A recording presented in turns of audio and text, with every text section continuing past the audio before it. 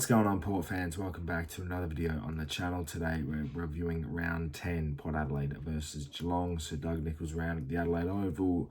The twilight in the wet in a game that is so typical of how Port Adelaide have been in 2025 that, yeah, it's been a sort of a cursed year for us. And there's so many things that went wrong and so many things that just didn't pull out the way that we wanted to.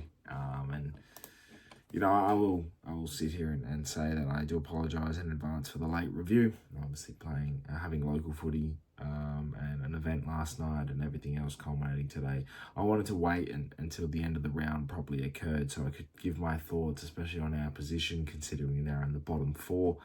And yeah, it's a very, very disappointing sort of result, I guess. I know footy this weekend has sort of been played a bit differently due to the Adam Selwood news, and I, for one, will sit here and say if you are struggling with any mental health issues, my DMs on the channel and Instagram and Twitter, anywhere that you socialise, my DMs are open because I do not want people to sit in silence if they are struggling. So, and I'm a very, very big advocate for mental health and making sure that people are feeling happy and feeling okay. You're not a burden. I just wanted to state that here and now. And whilst Port Adelaide do sometimes cause us to feel angst and frustrated, and you know, the result like this is never a good thing. It does, in a perspective sort of way, you sit back and take a step away from what it is, and you can't control it. And what we can't control at the moment is a football club that is so out of touch with themselves. Merely getting a paycheck in 2025 is all this is for them.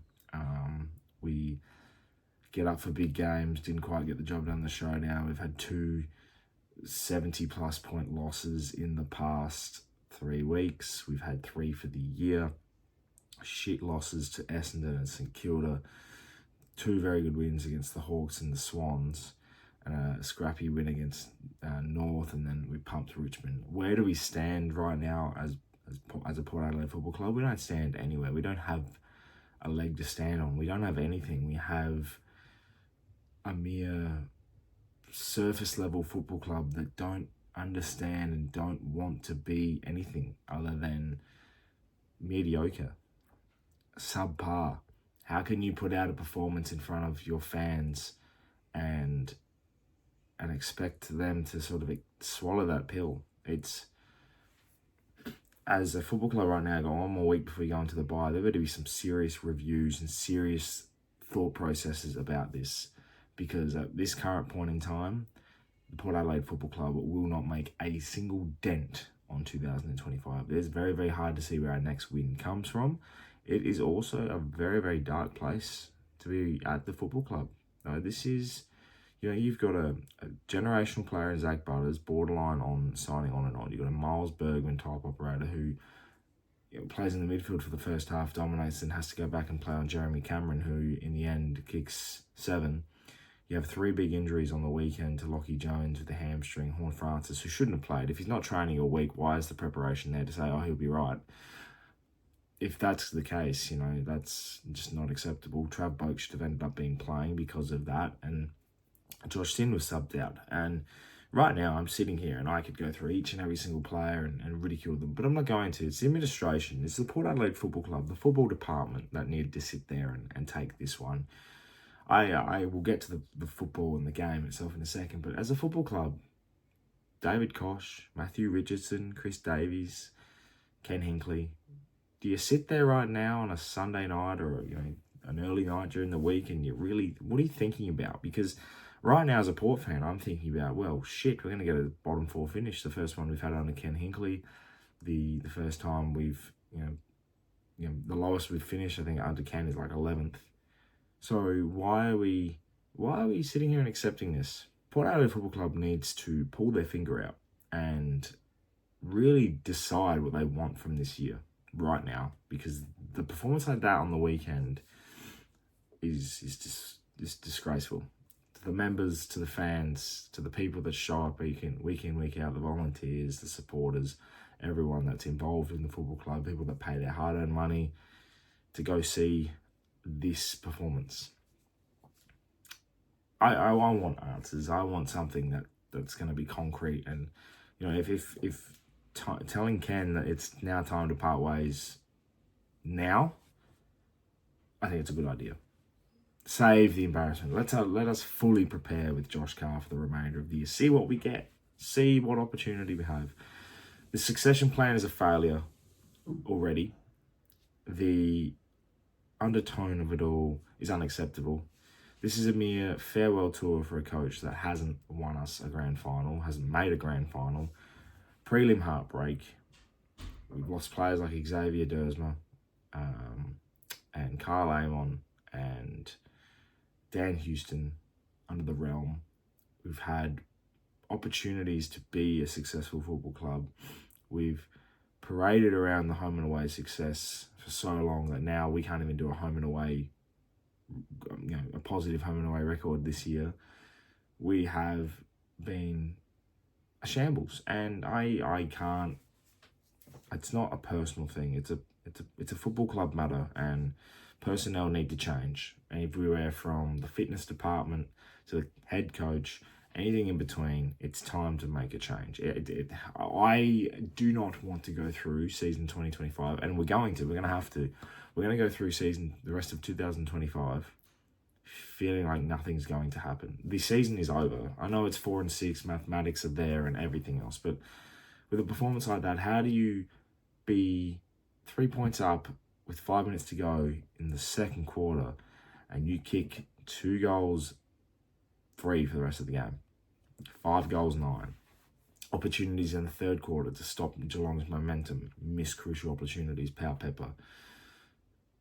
Early on, set shots, easy set shots. Georgiadis misses.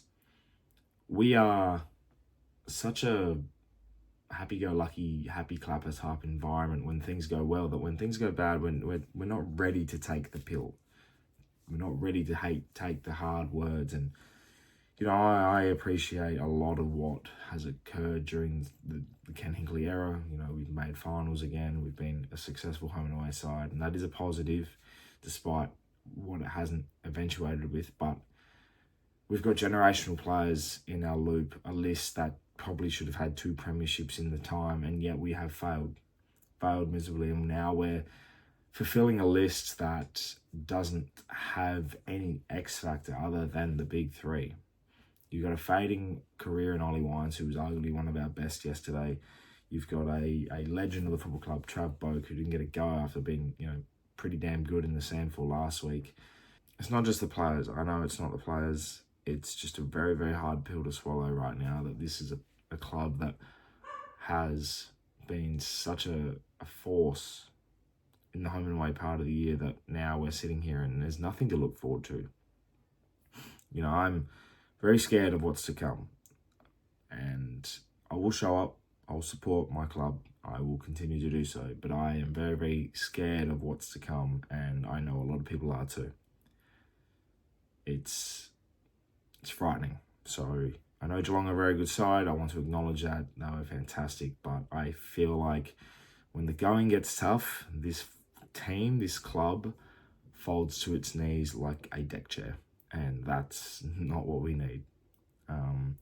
I will acknowledge Sam Powell-Pepper. I know Sir Doug Nicholls' round is a very, very important round for